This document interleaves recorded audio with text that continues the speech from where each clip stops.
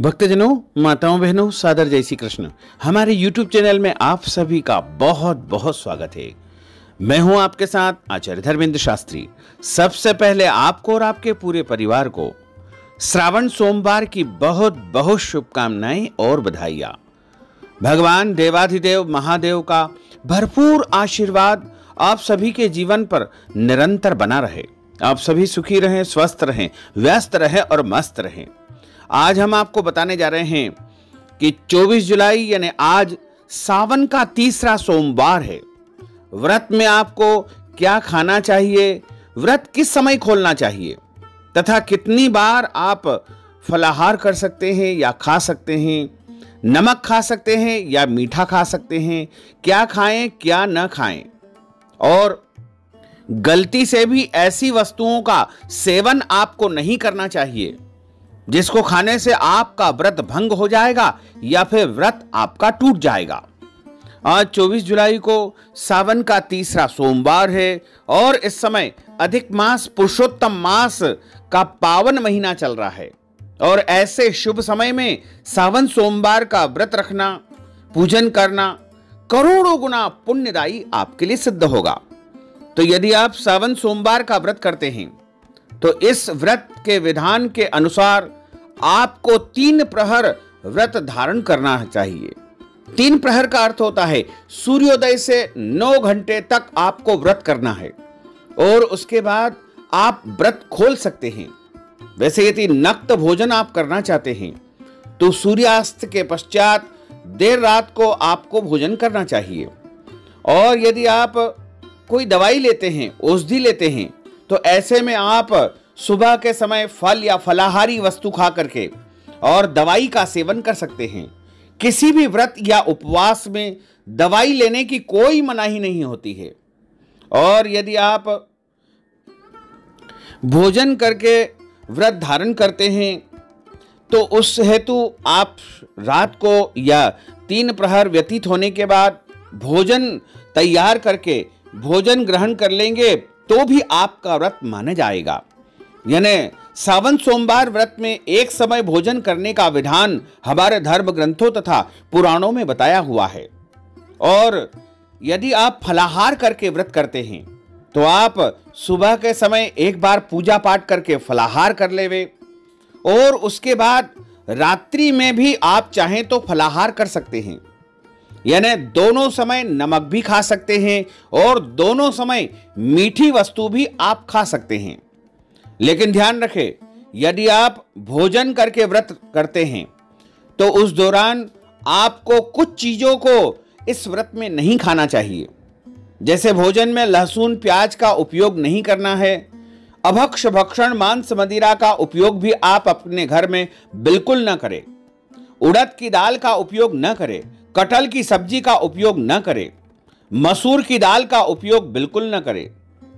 और इसी तरह जो भी अभक्ष भक्षण हो उनका उपयोग आपको इस दौरान बिल्कुल नहीं करना चाहिए।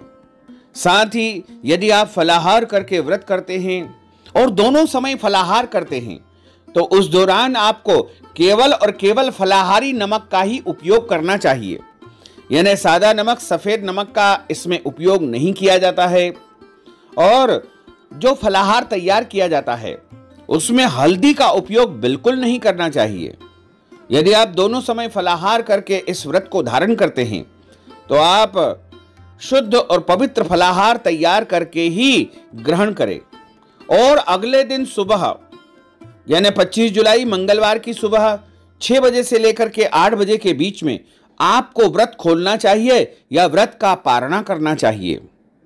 भगवान भोलेनाथ की कृपा यदि आप प्राप्त करना चाहते हैं तो सावन के तीसरे सोमवार के दिन यदि आप उनका विधि विधान से पूजन करके व्रत धारण करेंगे तो निश्चित तौर से आपको अपार सफलता प्राप्त होगी। भगवान शिव जी की पूजा करने के लिए शिव मंदिर में आपको जाना चाहिए, शिवालय में आपको जाना चाहिए।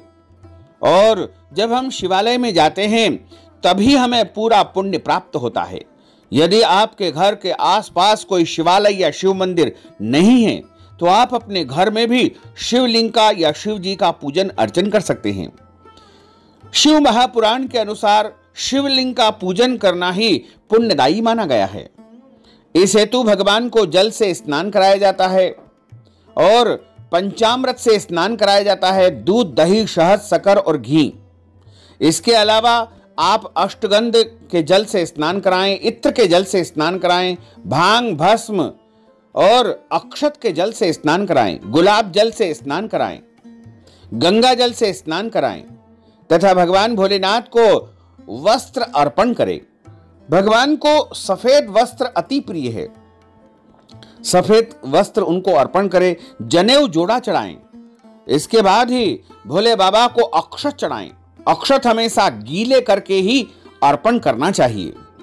और भोले बाबा को आप बिल्वपत्र उल्टे चढ़ाएं। कोमल बिलपत्र होना चाहिए और ये जो बिलपत्र आप चढ़ाने जा रहे हैं ये टूटे फूटे या फटे नहीं होना चाहिए।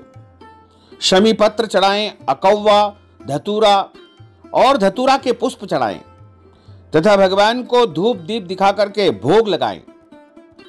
भोग के लिए दूध से बनी मिठाई का आप उपयोग कर सकते हैं। इसके अलावा सभी प्रकार के फलों का भोग लगाएं, मिश्री का भोग लगाएं, मीठे चावल का भी आप भोग लगा सकते हैं, हलवा का भोग लगा सकते हैं, खीर का भोग लगा सकते हैं। यदि आपने फलाहार करके व्रत धारण किया है तो फलाहारी खीर जैसे मखाने की खीर बनाकर उसका भी भोग भोलेनाथ को आप लगा सकते हैं तथा भोले बाबा को एक नारियल के ऊपर दक्षिणा रख के अर्पण करना चाहिए। नारियल कभी भी शिवलिंग के पास या शिवजी के पास तोड़ना या फोड़ना नहीं चाहिए। इसको पूरा का पूरा जो है अखंड श्रीफल भोलेनाथ को अर्पण करना चाहिए। और उसके बाद आप क्षमा प्रार्थना करें। सावन सोमवार की कथा का श्रवण करें। जो भक्तजन माताएं बहनें श्रावण सोमवार का व्रत करते हैं उनको कथा का श्रवण जरूर करना चाहिए। कथा हमेशा ब्राह्मण के मुख से ही सुनना चाहिए और कथा सुनने के पश्चात आरती उतारे, क्षमा प्रार्थना करें और भोले बाबा से कहे कि भोले बाबा आज हमने सावन का तीसरा सोमवार व्रत रखा है। हमारे इस व्रत में जाने अनजाने में कोई भी त्रुटि हो गई हो, गलती हो गई हो तो हमें आप क्षमा कर देना। और आपकी जो भी प्रार्थना हो, मनोकामना हो, आप मन ही मन उसका उच्चारण कर लीजिएगा। और शाम के समय भी पूजा करने का विधान माना गया है। प्रदोष काल में भगवान शिव जी का पूजन अर्चन करना चाहिए तथा शिव मंदिर में जाकर के सावन सोमवार के दिन शुद्ध घी का दीपक जरूर जलाए, क्योंकि भोलेनाथ को दीपक बहुत अधिक प्रिय होता है। यदि आपके पास व्यवस्था हो तो गाय के घी का दीपक आपको सावन सोमवार के दिन शाम के समय शिवालय में जरूर लगाना चाहिए। ऐसा करने से आपके जीवन के सभी कष्ट और संकट समाप्त हो जाएंगे और देवाधिदेव महादेव और माता पार्वती की अपार कृपा आपके ऊपर बरसेगी। तो भक्तजनों, माताओं, बहनों, हमारे इस ज्ञानवर्धक वीडियो को अधिक से अधिक लोगों को शेयर करिएगा, लाइक करिएगा, कमेंट करिएगा और यदि अभी तक आपने सब्सक्राइब नहीं किया है तो अभी और इसी समय सब्सक्राइब अवश्य कर लीजिए। आपको और आपके पूरे परिवार को सादर जय श्री कृष्ण, सादर धन्यवाद।